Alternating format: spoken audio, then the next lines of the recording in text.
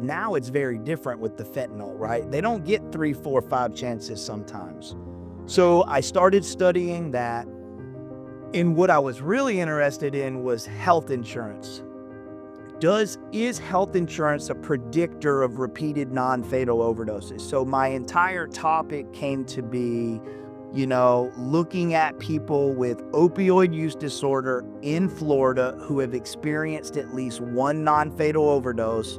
Does the severity of anxiety, severity of depression, and the type of health insurance they have predict the frequency? All right, welcome everybody. My name is B. Reeves. I'm the Director of Business Development at New Waters Recovery, sitting here with our CEO, Justin McClendon. And our special guest today is now Dr. Zach Miller, who recently completed his PhD. And welcome, Zach. Thank you. Super glad to be here. So yeah, man, what exactly do you do and where do you do it? Well, I definitely do a lot of different things, wear a lot of hats, but my main hat is co-founder of Solutions Healthcare. That's our parent company. We have 3 current locations. We are all levels of care, detox, res, PHP, with housing in Central Florida. And we're currently in the process of licensing our 4th program. So I would say by the end of this year, we'll be right around 200 beds. Oh, wow. Wow. Yep. How, how did you find yourself into this line of work? Man, I talk about this sparingly over the years, and every time I think back on it, the story definitely changes a little bit. It's like hindsight's 2020, and the narrative shifts the further I get down the road. Really, when I look back, if I'm honest, complete happenstance. It's just one of those things where the universe kind of threw me into this situation, and for whatever reason, in spite of myself, I was able to capitalize on some opportunity. When you go all the way back, I had this was in 2009. The irony is I have never been to actual like real treatment like as we have it now. Like my extent of treatment was like the 10-month work camps. So I went to this one in Asheville called First at Blue Ridge, free to go to. You work 6 days a week for room and board. You're in a 8 by 10 room with 8 other dudes. And that was just normal. No therapy. You're lucky to get to some kind of support meeting in the community, right? The line would be 80 people long and only 15 would get to go. So it wasn't really like treatment. It was more of like, you don't have anywhere else to go and you don't really want to be homeless, right? So this is an option. So I went there and I actually did pretty good. I did pretty good. And I had been to some other little treatment type things. Like it's funny. I went to my first IOP when I was 12 years old. I got caught with marijuana in school with my best friend, and neither one of us would rat each other out. So they made us go complete this little community IOP. But it was two 12-year-olds in a in a room with a bunch of like 30-year-old men. But anyways, I'm ADD. I'll skip around. So I had been introduced, and when I was in the military, I got a couple DUIs and I got an honorable discharge, but they pushed me out on my reenlistment, and they made me do like a little alcohol class, like a 40-hour class to check the box, right, to cover their liability. But my first kind of treatment was this First at Blue Ridge place. And you know what? I did pretty well there. I mean, I made it 5 months. 5 months for me was a long, that would probably be the longest I had ever been sober since I was introduced to opioids when I was about 13, 14 years old. And I was an IV opioid person at 14, right? It was very, very quick progression for me. And then kind of once you go there, you never really go back, right? It's one of those things. And if you've experienced that, you know what I'm talking about. So it was really fast for me. So I'm in this place. and I'm doing pretty good. I'm doing what they ask. I like structure. Military was good for me too. I like structure, right? I do. I hate structure, but I thrive in structure, if that makes sense. So I think there's a lot of men out there that can associate with that. Um, so I end up meeting this girl, right? And of course, we all know how that story goes. So I end up getting kicked out of this place.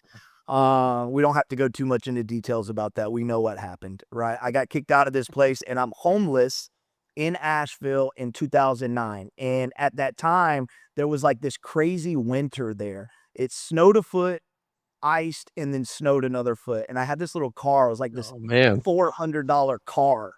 And it only had third gear. It's super funny. Anybody that knows me when I first got sober remember this car. You couldn't start it uphill.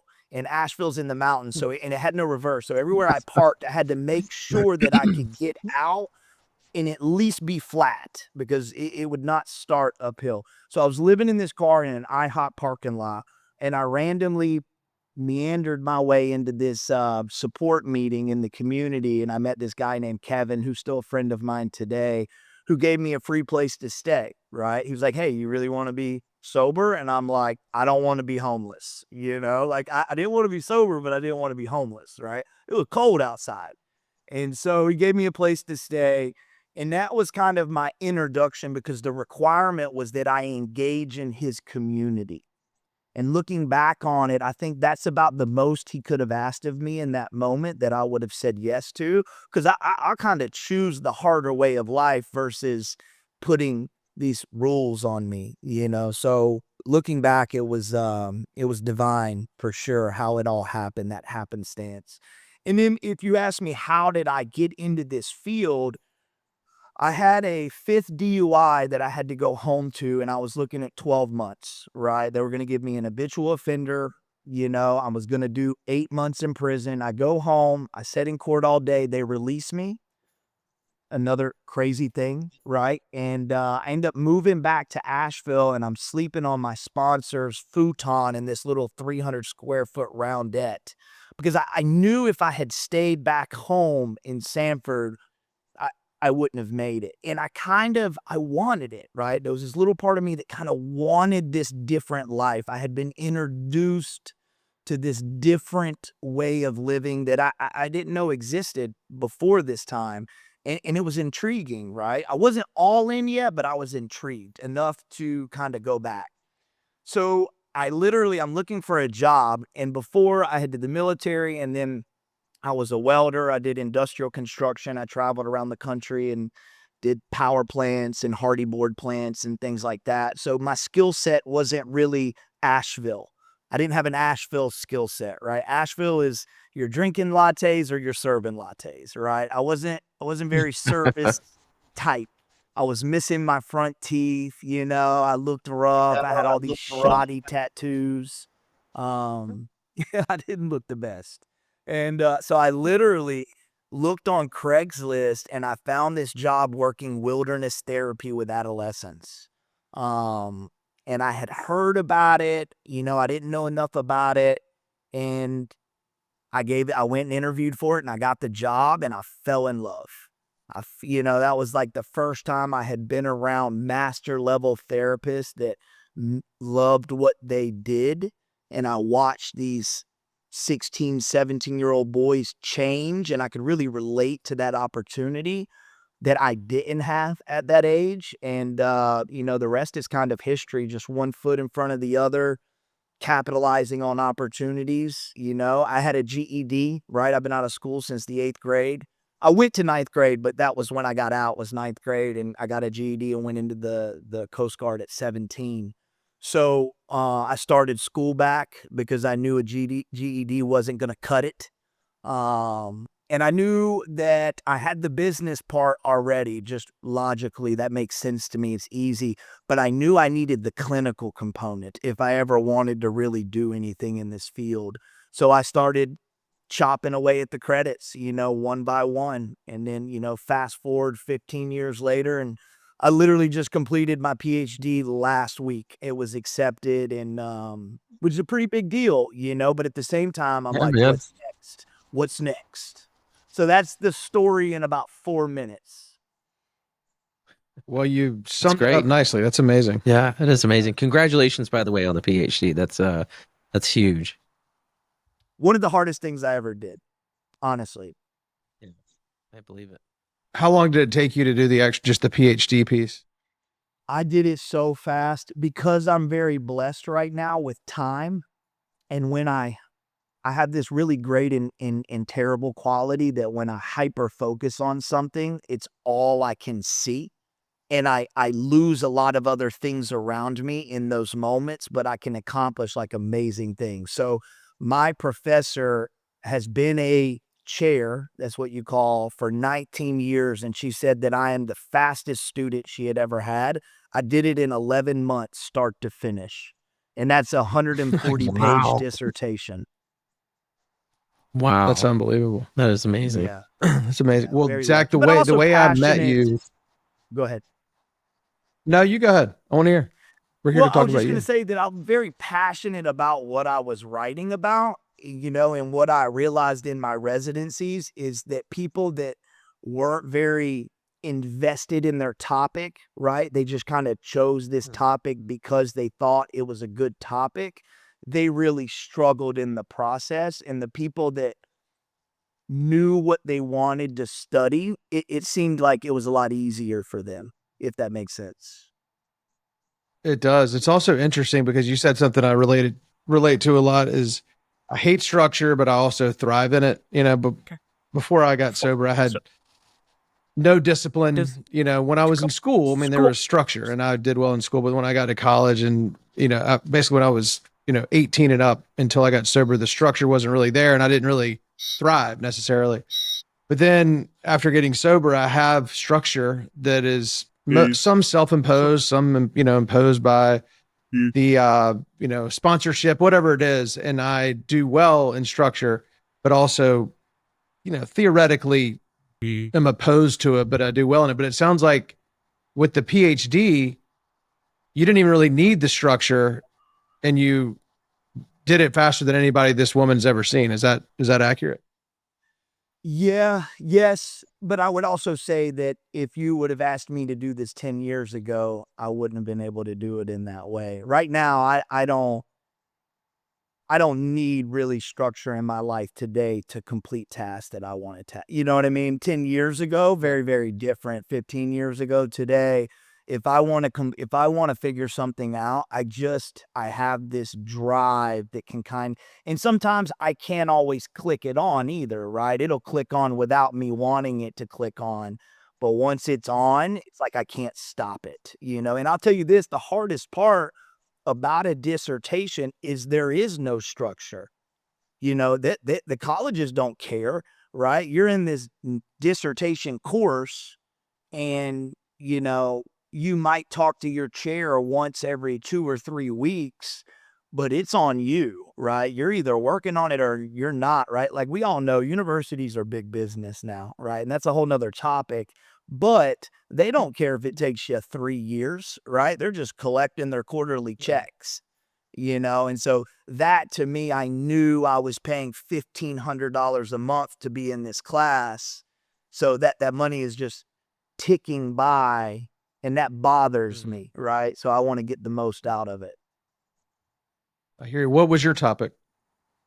So it evolved many times. I wanted to start, I looked at, so the problem, the social problem, you start with the problem, right? What is the social problem? The social problem is the opioid crisis, the opioid epidemic, whatever you want to call it, because that's me, right? 1999, 2000, introduced to the Oxycontins in Trailer Park, North Carolina, right? It's like that show Dope Sick, except the mountains is in the middle of North Carolina. Like that's the town I grew up in. And so I've always, from an academia perspective, been tied to that process, that opioid crisis. And so I've studied it throughout my college career in many different ways. So I knew I wanted to do it on that.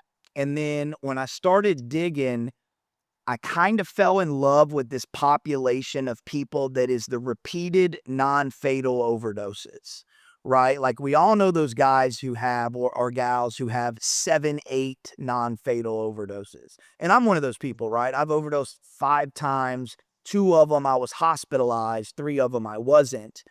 So I was one of those people in that time, but now it's very different with the fentanyl, right? They don't get 3, 4, 5 chances sometimes. Right. So I started studying that, and what I was really interested in was health insurance. Is health insurance a predictor of repeated non-fatal overdoses? So my entire topic came to be, looking at people with opioid use disorder in Florida who have experienced at least one non-fatal overdose.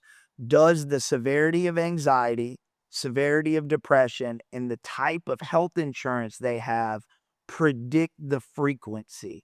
Right? So what we did was we looked at their severity of anxiety, their severity of depression, and then I separated their insurance into 4 categories.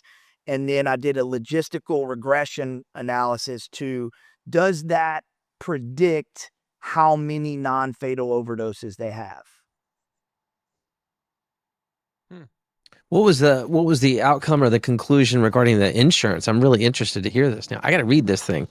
It's man, I'll tell you, like, I'm lucky with my outcomes because sometimes you put all this work in and then your outcomes are like garbage, right? Like, because it's real Right. world, right? Like, it's real world outcomes. It's not, doctored in any way like a lot of Sure. academic journals out there, right? They'll kind of Hmm. pick what they want. So, I was a little scared when I ran my analysis. I found that depression in my population, so let's start there, right? In the population that I had, which was around 100 people, is depression was not a predictor. Anxiety was not significantly sufficient, but it was very close. It was right over the line is 0.05, and anxiety was like Hmm. 0.064. Like it was very, very close. But insurance was bam, bam, bam, right? It was a Really? statistically significant. And then so I ran a post hoc analysis, which kind of broke each insurance carrier down, and all of them were, except one, were significant. And basically, I broke them down into 4 categories: uninsured, Medicaid, Obamacare, Marketplace, right? Same thing. And then private employer, right? So like your Cigna U's, your Aetna's, all those, the Jihas. Hmm. So, and what I found was, if you have one of the most interesting findings is, the better your insurance, the less non-fatal overdoses you have on average, right? And then Interesting. here's the really weird part, is that if you have Medicaid, on average, you have 9.96 non-fatal overdoses. That's crazy. 10 non-fatal overdoses. If you're uninsured, your average is only 6. Marketplace was like Interesting. 2.6, and private insurance was like 1.8. Don't quote me on those, but they're very, very close. So That's the interesting. conclusion is if people have insurance, they're more likely to play with fire because they think they can go sort of reset and do it all over again. Is that kind of what the No, conclusion no, no, is? no. So the better insurance you have, the less the least number of non-fatal overdoses you have. So it insinuates a lot of things, right? Can it prove Mhm. anything specifically? No, more research needs to be done. But it opens the door. And I discussed that in my chapter 2, the literature review. The problem is there's very little research out there on commercial insurance. It's like non-existent because those are private Yeah. companies. They keep that data very close. They don't let people um run studies on it, right? But Medicaid, that is federal dollars, so that is public data. You can go access that data set right now for free. So there's all these studies on Medicaid populations, but there's no studies comparing outcomes for the Medicaid population and the commercial insurance side. So what mine says is, it insinuates that more than likely quality of care is better, which will then Mhm. lead to a least number of non-fatal overdoses. right? That's one of the Interesting. insinuations. Another is if you have Medicaid, more than likely your severity of addiction is probably higher. And then because I did Florida, Florida is not an expansion state in Medicaid dollars, right? We're very red state. We don't take the expansion money when they did the Hmm. parity back in 2017. So that's why Medicaid pays so much lower here, which probably leads to the lower quality of care, which then leads to the higher number of non-fatal overdoses. Very interesting. Yeah. That is very interesting. Yeah. I mean, I feel like we could we should have you come back, Zach. We're going to do another one straight on insurance because, I mean, we eat, breathe, and sleep this stuff. And, Yeah. it's always been very interesting to me. As you said, there's just not a lot of research out there that puts, insurance and efficacy and, the correlations between insurance and certain outcomes under the microscope. Um, Nope. so I get really excited when we start talking about this stuff, man. So that's awesome. I'm glad that Well, you were able to contribute to the, bank of insurance or bank of data that we have out there, man. I'd love to read it. Can you send us do you mind sending us the link for is there somewhere we can check out the dissertation? yes. So, yes, I can send it to you. It'll be like another 2 or 3 days before it's public, but I paid the Yeah, extra cool. money to have it public. I'm just waiting for them to send the link. That's cool, man. I look forward to checking Yep. it out. That's really cool. What do you, other than enhancing your already, your professional life as it is, what do you plan to do with the PhD? Make people call me doctor, right? Like I Bill mean, Cosby.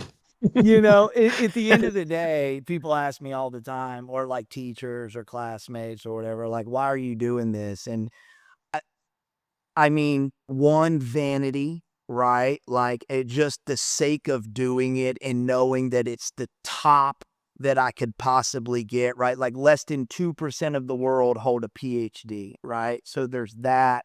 Um, and then number 2 is like, the goal is to eventually sell our business, right? Anybody that opens in our field, your goal is to sell. It's definitely a sell industry down the road. And like I love teaching, right? Like I probably have 20,000 hours of group hours. And I enjoy that psychoeducational component. So maybe, in my next life, I go and I teach at a community college. I don't think I'd ever want to be like a tenured professor and put up with the bureaucracy and hypocrisy of academia, but I think I would enjoy teaching like an abnormal psychology class, in a small university or something, and I definitely I want to write a book, and so a lot of these things you don't have to have your PhD to do it, but it helps. Right. So there's a couple reasons, but at the end of the day, vanity is probably the top. Right. Just Well, pure I vanity. appreciate you being so honest about that. I get it. Yeah. It'd be Yeah. nice to have those letters, no question about it. Yep. That's cool. That's very cool. What I was saying earlier, the way we met is I didn't, so you had been the previous clinical director and a part owner of my first job in the field, and you had recently gone to Florida and opened up a treatment center with another guy, your current partner, Justin, correct? Yes. Correct. And so the first time we actually met was over Zoom when we were talking about working together just from two different treatment centers. And then I've had the pleasure of meeting you and seeing you a few times a year in person at different events. And it's just been a really cool thing to see, somebody who was sort of, you know, I wasn't not a predecessor because I didn't have the same role, but a little bit. I got to the treatment center where you had just left, and then getting to work together, and then being able to see you, and then in the meantime, learn a little bit about you, and like you've told me, you're like, hey, I'm from Sanford, and you told me a little bit of your story, which you shared with us today, and then. I mean, I remember first because I knew your name and knew your role, and then when I first met you, like this guy's the clinical director, and then and then just getting to know you, I was like, this guy's like just a diamond in the rough. And then here you are, a few years later with your PhD. Yeah. And that's what, I mean, I've always liked you, but part of the reason I wanted to have you on here is just because it's just such an unbelievable story and a true story of what can be accomplished when we change, when all we have to do is change everything, Hmm. you know? And so I just wanted to say thank you for being a great example to people, not just in our field, but in this world, to show what can be done, with with turning it over and working in the confines of some structure, through recovery, and just that what can be achieved. Um, and so tell us a little bit about, kind of how you got, I know there's a guy we both have worked for or with, who you've mentioned before as a mentor, and kind of how he helps you along that path, talking about Chad. Yeah. Yeah, man, I've been so blessed. Oh my God. I mean, in reality, right? Like when I step back, because I do a lot of like introspective thinking, right? I'm an overthinker. So I think a lot. And I've looked back over my life many times, especially I mean, I feel like about every 5 years we kind of enter a new period in our lives. And everybody that timeline is a little bit different. Maybe they get stuck or they fast forward through a part, but really about every 5 years we're turning over like a new component of our life. And when I look back, I've been so blessed to be surrounded with the right people. And this is something I preach anytime I get to run groups or anything like that. Like I have this group that I run that's called plus one minus one. Right. And it's an interesting concept. It's nothing I created, right? I mean, I kind of coined the plus one minus one, but it's just like the laws of attraction, right? Show me your five closest friends, I'll show you your future. So when I look at my own life, really all I did was internally understood this idea of plus one minus one. And what that means is this, right? Say I got a group of people that are like, and we'll hear this every now and then, they'll be like, oh, I just keep getting the same people in my life, or I keep getting the same relationships, or I keep getting the same jobs, or my friends keep screwing me over, whatever the narrative is, right? And that's all it is. It's just a story, right, that we tell ourselves. But kind of, I'll be like, okay, perfect time, plus one, minus one. And I'll pull out a board and I'll say, what is everything that makes up who we are? Let's go and list like our physical appearance, our education, our values, our family of origin, our substance abuse issues or non-issues, our mental health, our ability to earn, our characteristic, our level of humor, blah, blah, blah, blah, blah, right? Like, what are all these things we can think of that kind of make up a person? And then let's go and have some introspection and look and say, okay, let me grade myself on a level on a 1 to 10 scale of each one of these, right? And then take a look at that. And I think then we average those all together and we get our number, right? And so I usually piss a lot of people off in the group because I'll be like, what do you think your number is, 0 to 10? And I'll have people telling me 8, 9, I'm a 10, they're sitting in a substance abuse treatment center with no car, no job, and nowhere to live, and they're a freaking 10. Like, this is the story they're telling themselves. They're an 8.5, and they're 75 pounds overweight, no job, no education, no ability to learn, and their family hasn't spoken to them in 9 months, right? And this is an issue, I think, as a therapist and as a person, right? And I'm getting to the point of my own life be in a second, but this is the lens in which got me to where I am, right? And it happened organically. So we'll kind of go through and I'll say, man, none of you are above a 4. If you're sitting in this group on a Wednesday at 10 a.m. in the morning, you're not above a 4. And then we talk about math, right? Math is very simple, right? The math ain't mathin' on your 9.5, right? If we go through and we list all these things out, right, you're going to have some low scores. And then we talk about the law of averages. I'm in a math class. I have 5 tests, right? On my first test, I get an 80. Second, I get an 80. Third, I get a 30. Fourth, I get a 90. Fifth, I get an 80. The teacher tells me I can retake one of those tests. Which one am I going to do? Right? The 30. Why? Because if I turn a 30 into a 60, it's better than turning an 80 into a 90 for my average, right? So I think a lot of people come into treatment, and not even people in treatment. I think just people I meet day to day, right? A lot of people love to focus on the things they're already good at, right? When there's very little bandwidth there of growth, there's very little area of growth versus taking an accurate account of where I'm at in this moment, not where I was 3 years ago, not where I think I'm going to be in 4 or 5 years, right? Where am I at today on each one of these components, right? And then pick 3 of my lowest ones and go work on them, right? And then if I give myself 6 months and I do that with some vigor, right? And then I learn to be efficient and effective over time, I'm going to increase that score. And so the whole point of plus one minus one is if I'm a 5, I am only going to attract 4s to 6s. That's it. Maybe I can trick an 8 for a couple weeks. And we see this with our sober living guys, right? They have no money, no education, no car, and they'll get some nurse on Tinder to take them out to dinner and even pick them up from the house. But how long does that last, right? And if it does last, what's her number?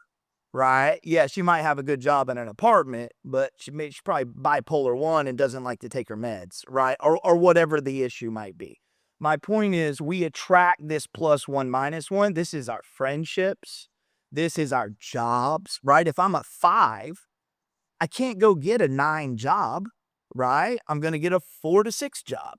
So, and then in our personal and intimate relationships. So for whatever reason, I kind of figured this out early, hence my education, right? I'm good at a lot of things. I have my intelligence is very high, right? Like it's, that part is not an issue. The part is I never put time into going to college. So when I got sober, I seen that, right? I don't need to go to the gym.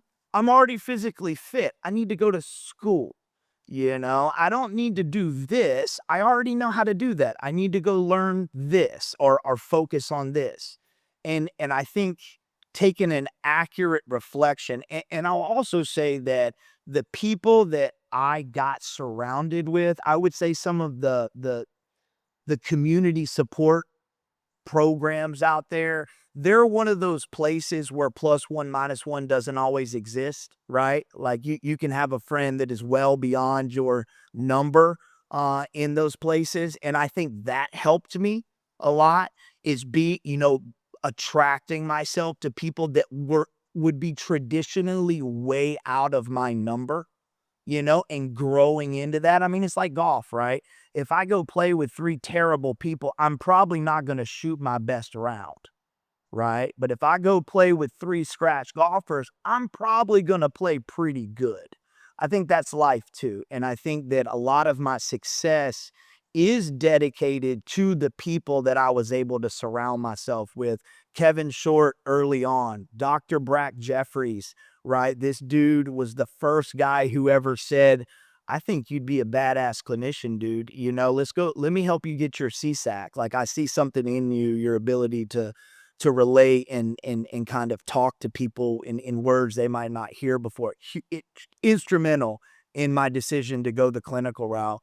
Chad Husted, right? Like that dude was the first guy outside of the community support groups that was like, hey man, I see something in you, right? Like it's not normal, right? Like come over here, listen to what I have to say. Let me show you. I would not be successful in Florida had I left Real Recovery when we sold and tried to come to Florida and start what I started. I think I would have fell sharply on my face if I hadn't had that 3 years with Chad. You know what I mean? I don't think we would have been nearly as successful as we had without that time with that mentor. And I've had a lot of I've been very blessed in the people I've been able to surround myself with, over the years. I hear I've never heard it explained like that about the plus one, minus one, but that does make all the sense in the world. Yeah, I like that. Yeah. I mean, we can outkick our coverage and, for lack of a better word, trick some woman, to into our orbit, but eventually, the mask comes off at some point. Mm-hmm. That's such a great way to look at things. And and I've heard what you said in kind of different ways, but not that part. So I appreciate that. Yeah. Yeah, Yeah, I I really mean, like that. hell, it's crazy. So, and I'd be curious. So so I know you mentioned when you kind of run this group that, people kind of get upset when you're questioning that they're not nines and tens when that's what they're kind of identifying with. How does that land with them though when you deliver the kind of punchline, if you will? Do people kind of get on board with that, or what's the typical response that you see? The people that were nines and tens are apologizing afterwards, right? Like, they're like, Nice, nice. "Fuck," like, Yeah. "Ugh." It's like that It's moment, humbling, but right? then the problem is 30 minutes later, they think they're nines and tens again, right? And this is Right. part of our industry though, man. This is what we tell people, right? We tell people they're way better than they are. And it's one of the faulty components of SUD treatment, in a sense, right? Kumbaya, let's sing Well, Kumbaya and talk about how great it is. yeah, yeah, and talk about how great it's right. You're exactly right. And as you said that, so I'm a clinician myself, and I do a lot of administrative stuff, and now, but I spent many years in the trenches, working with individuals clinically. And as you mentioned that, I kind of had a flashback to I couldn't tell you how many groups. It was just kind of like, it still is almost a running joke, right? And I'm sure Zach, you can attest to this as well. But you got a group, you run in a group, there's some good stuff happening, a lot of spiritual movement, tears are being shed, people are present and they're being real and they're being raw about what they want out of life. And then exactly what you said, they get done, they walk out to the smoking pit and like, they're dropping F bombs and they're right exactly back to how they were before we had that group. And I think there's a couple of things you could take away from that. One is that like you said, unfortunately, like I think this is a shortcoming. Uh, the other thing is that it takes a lot of practice. You know what I mean? And it doesn't. I don't think this is just my opinion. Doesn't mean that that group wasn't good. Doesn't mean that there wasn't some real stuff that was taking place there. But they just don't have the skills yet to be able to have that translate into what happens on the smoking patio or when they're walking down the pathway with their buddy or like whatever it is, or what happens when they get back home in their home environment. And I think that's just a testament to what really works in recovery, and that's consistency, right? Being honest, being real, making changes, but we got to do that over a long period of time in order for it to start sticking. Sorry, I'll get off. No, I agree. I'll get off the podium now. No, I agree. You're wrong. You're And not also wrong.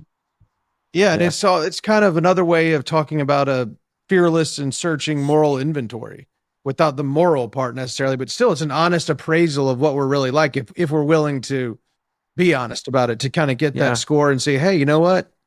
Instead of hanging out with these knuckleheads, maybe I can't just go magically get a whole new group of friends, but start maybe change one behavior that might lead to attracting other people. Right. Exactly. And then all of a sudden we're a 5 instead of a 4. So we can go, yeah, I love that concept. a little bit higher. I'm stealing that, Zach. Yeah, sure. me too. Yeah, man. Yeah. It's yours. You know what I mean? Like 100%. It's your, like, I'm not saying anything that we don't know. It's just different words. And I kind of have that gift of choosing weird words and metaphors. So it's all yours, Yeah, I love that. Appreciate that. You ever That's good read the stuff. Laws cool. of the What do you, Spirit? Either of y'all read that? Laws of the Spirit? No, I don't think so. I don't know. Grab that. Dan Is it a good one? Millman. Okay. It is. Oh, Dan Millman. I love Dan Millman. I love and Peaceful Warrior Saga, right? Like, yeah, great book. Yep. Yeah, but he talks about, when you were talking about that group, right? He use it in this book. It's just one giant metaphor, like Laws of the Spirit. And one of them, he talks about this green walnut, right? And I used to do this at Real Recovery. I would bring in a bunch of green walnuts and hammers, and I would try to have the clients open a green walnut. I don't know if you've ever attempted this, but it's physically impossible. It's like a little rubber ball, right? Like it will not open. You cannot open it with a sledgehammer. Like it'll just go shoot off. it's like rubbery. And I think those moments in group you're talking about, those are some of my I've had moments in group like that surreal feeling where everything slows down, where it's like the most present. I mean, it's like a godly feeling, right? Not like I'm God, but that like I'm with God, like this like surreal moment where everybody is present. And I think those are our green walnuts for the clients. Like they put them in their pocket and maybe 6 months, maybe 3 years, maybe 7 years down the road, that green walnut will ripen and what happens? It opens on its own, right? And something Yeah. else happens and their mind clicks to that group and goes, fuck, that's what we were talking about that day, and I've had that experience so many times over the last 15 years. And sometimes it's a week later when I get hit, sometimes it's 5 minutes, sometimes it's 2 years, and I'll go, "Where was I when I had that?" I get it now, like I understand. So it's a beautiful thing, psychology, it's a I hear Into you. beautiful. that. Absolutely. I think that's a great place to end it. How do people find you and find solutions, Zach? Yeah, I mean, so we are our parent company, Solutions Healthcare. You can look at shc.health on Instagram. My Instagram handle's better than I deserve 22. I think I'm actually going to be changing that and starting a new Instagram here soon. More will be revealed. But yeah, we're out there. Solutions Healthcare, Central Florida. Need help? Give me a call. Awesome. Zach, thank Thank you you, so Zach. much. Justin, thank you so much. If you liked what you heard today or just want to know more, give us a call on 919-670-8119 or visit us at newwatersrecovery.com. Thank you.